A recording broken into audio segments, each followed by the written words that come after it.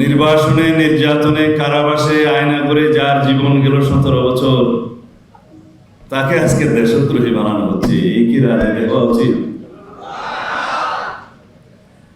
এইভাবে আমার নেতা জনাব তারেক রহমানের নেতৃত্বে ফেসিবাদ বিরোধী গণতান্ত্রিক আন্দোলনে যারা আমরা সংগ্রাম করেছি গণতান্ত্রিক রাষ্ট্র বিনির্মাণের জন্য, বৈষম্য বিরোধী সাম্যভিত্তিক রাষ্ট্র বিনির্মাণের জন্য, তারা সবাই আজকে দেশ বিরোধী শক্তি হয়ে গেছি।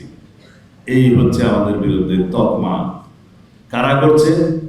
যারা আমরা নির্বাচন চাই, যারা আমরা গণতান্ত্রিক উত্তরণ ঘটাতে চাই এবং গণতন্ত্রের কথা বলি, নির্বাচনের কথা বলি, গণমানুষের কথা বলি, তারা বাংলাদেশের বিরুদ্ধে হয়ে গিয়েছে কিছু কিছু কুচক্রী মহলে। কারণ তারা চায় না কোনো নির্বাচন, তারা চায় না বাংলাদেশের গণতান্ত্রিক শর্তভিত্তি, তারা চায় এই দেশ সবসময় বিদেশ নির্ভর থাকুক। তারা আমাদেরকে দেশদ্রোহী এবং অন্যান্য দেশের এজেন্ট বানাতে তৎপর হয়ে উঠেছে।